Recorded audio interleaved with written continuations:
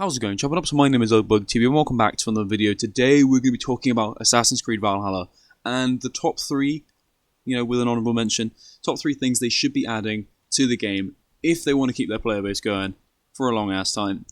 So obviously, I've just recently completed Assassin's Creed Valhalla, and I've effectively done a 100% playthrough, yet there's, for some reason, I'm only counting as a 94%, according to Ubisoft, though honestly, I'm not really sure what else I'm missing aside from maybe the hunting and fishing challenges, but those are lame. But yes, effectively, I have completed the game, and it's quite funny to think that a lot of reviewers called this game bloated, when actually all they did was just streamline the entire content of the game into the main story. The reality is this game's story isn't bloated. It's literally like Skyrim, except in order to do the final fight with Alduin or whatever, you just have to do all of the side quests first, and it's part of the story. So there is a deceivingly large amount of stuff in the game, but the reality is there's not. After you finish the story, there's very little content left for you on the other side. It took me 2 hours to go around and finish all the rest of the treasures and mysteries that I didn't get on my way. I did little monasteries before I finished the story, and yeah, so these are going to be the top 3 things I want them to add, and I think they should, and they probably are going to add some of these things, but, Ubisoft takes a while to fix these sort of things. Yes, right, so first things first is going to be new weapons. That's a very generic title, because really it's kind of split up in 2 things. The first one is a very obvious one. We need new weapon types. One-handed swords, two-handed hammers. I'm getting a phone call. Never mind, they've just hung up on me. Epic. Anyway, so we need one-handed swords, two-handed weapons. Simple as fuck, right? I don't think... There might be a few other weapon types some people might come up with. I would really like a brawler weapon, because unarmed fighting in this game is, kind of lame. I wouldn't mind, some sort of gauntlet weapons. I think that would be quite fun. I imagine the reason why they didn't add, say, single swords and double-handed hammers is because they couldn't come up with enough unique effects for them. But, and they'll just have to get over that. But yes, so that's very simple fact. Second part is something I'm going to call the forging mechanic. So I think honestly we should be able to create our own weapons, and I think this can work with Ubisoft's monetization system because they insist on having microtransactions. So simple way, effectively what you can do is when you find a weapon out in exploration or you buy it from the store, you unlock that weapon as a type and as an aesthetic. So you can forge a weapon, and it can effectively take any look. Whether that be flawless, mythical quality, from anything that you've already found, and i.e. bought. So you can still have cosmetics that are unique to the store.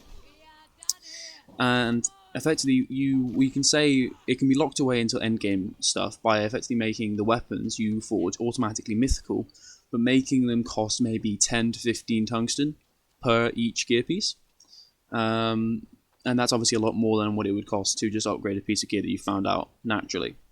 And that's going to reflect how it's more of an end game idea. Then obviously you can equip it with a primary ability, like all pieces of gear, and I think it's quite simple. You can just take it from either any piece of gear that you've already found, or just whatever greater runes you've had.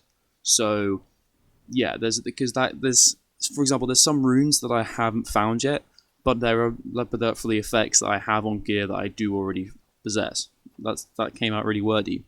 But yeah, there's a slight nuance in it. I think if they were to base it on the amount of runes that you have, so you can only equip that primary effect if you have the rune for it, then yeah, obviously it's going to be a lot harder to get some of those really good effects, like the blacksmith's hammer one. But yeah, it doesn't really matter. It's just saying you can build in just like an old piece of gear. And yeah, as I said, this can work with Ubisoft's idea of putting weapons in the store exclusively, because you can still get their aesthetics. Obviously, we need to be able to have the effect and the ability to name the weapons, otherwise it may cause problems in the inventory. And yeah, that's pretty simple. I think that would just make optimizing builds, especially in the end game, very good. It's like how I've got a hunter bow. It's got a really bad ability on them. Pretty much all the hunter bows have bad abilities. And so yeah, sure, I can still get that rune slot in there, but I'm still got a wasted attack, like a wasted ability slot. If I could customize, what my bow actually looked like, and what that primary ability is, so I can actually put a decent rune slot in there, and thus have 2 really good abilities on that bow, then it makes it feel like it's more of a perfected NT build. Because that's the problem. At this time in the game, we can't really make builds because almost every single weapon in the game has a pretty bad effect, and the good effects can be put on anything because they're made as runes. So there's a lot of like imperfections in that system, so I feel like this would be able to overcome it. Right, point 2. New Game Plus. Quite simply, I think, as I said, the story is deceivingly large. It's not as bloated as many people think it is. It's just kind of maybe poorly done, but we won't talk about it. Simple. What they need to do is open world exploration needs to be carried forward. So if you haven't finished all the treasures in one area, it doesn't completely reset, and so you can pretty much pick up wherever you were when you get back into England after resetting the story. The Zealots should respawn, but not any other members of the Order, apart from the ones that are tied to the story, so the 7 or so that you are required to be alive for the story. Keep them going, but all the other ones, kill them off. Zealots obviously respawn, and mini-bosses should definitely respawn. And this may cause a bit of a problem, because, for example, the 3 witches and the legendary animals all count as mysteries, and I would like to think that our mystery progress would be carried forward. So if you finished all the mysteries in a region, then you wouldn't have to do them again in order to bring your game up to speed the second time round. So maybe they'll have to classify these as a separate thing just for New Game Plus, maybe like boss fights. So, for example, in East Anglia, there would be, 2 out of 2, 3 out of 3? I can't remember if there's a legendary beast there either. Boss fights, and it'd be like its own separate little bar at the bottom. And then obviously you can complete that and you get like loads of tungsten or extra XP and stuff like that. Monastery should also reset, and the cap currently on mastery skills, capping out at about 30 extra skills above power level 400, should be removed, obviously, so we can keep getting more powerful. And effectively, I think the easiest way to scale it up would be to just times every single power level of every enemy in the game by 1.5, maybe even 2. So the regions, like at the bottom with power level 300, will obviously go up to 450. And yeah, the early game would still be very, very easy, so maybe they'll make every enemy in the game have flat power level 400, and then scale it up for the New Game Plus 2. I don't know how that would work, but yeah. Anyway, that's obviously going to add a lot of replay value to the game. The illusion of choice that you do have in the campaign is surprising, actually. I thought I'd have a lot more choice on the outcome. Who knows, maybe we can find some old combinations people haven't found yet, but I don't think the actual outcome of our stories are really going to change that much from playthrough to playthrough, but, you know, having that illusion of replay value and being able to have a different playthrough this time might be good. And number 3 is definitely more of a personal thing for me, and that is stun animation changes. Oh, it's arguably one of the worst things in the game when you finish off an unarmed Goliath, and then you have to sit through the cringiest animation in the entire game, where they do the fakest neck break in the history of gaming, and then do a really do a cringy ass scream at the body afterwards. It's so try hard and it's awful. I was so surprised when I found out there wasn't a skill that sped up the stun animations. And honestly, I kind of just want an option to disable them altogether, especially the ones on beasts like boars and wolves that just bug out and don't even look that cool when they do work.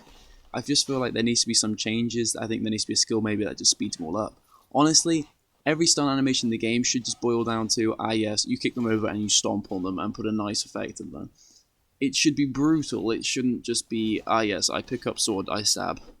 Or, yes, like the only good effect I can think of was the one where you put the flagpole through the flag bearer. That's dank as hell. And also the one where you just straight up decapitate them with the broadsword. Unfortunately, the Saxon animation with the guy with the broadsword, you literally swat him with the sword, and then you finally kick him. Like, cut out those first 3 swings. It's clearly ineffective, and just skip to the stomp, where it's actually a cool attack. Also, yeah, just really speed up the whole thing and make it look a lot more fluid, a lot more savage, and, you know, just make it so I don't have to put down. I can literally sit back in my chair and just sit there for 5 seconds in the middle of combat whilst my character does some really pathetic animation.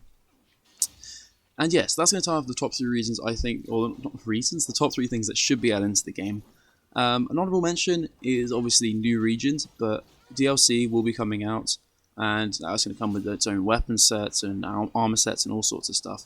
So yeah, I feel like it's more of an honourable mention because more stuff will be added, but I think the way they handle Vinland in this game should be changed as well. I think you should be able to keep the armor set you can get there, and other things like that. But yeah, anyway guys, hope you enjoyed watching today's video. Don't forget to leave a like and subscribe, all that fancy stuff. Leave your comments down below what you think should be added into the game, and your thoughts on what I've suggested today, or, well yeah, any of your own.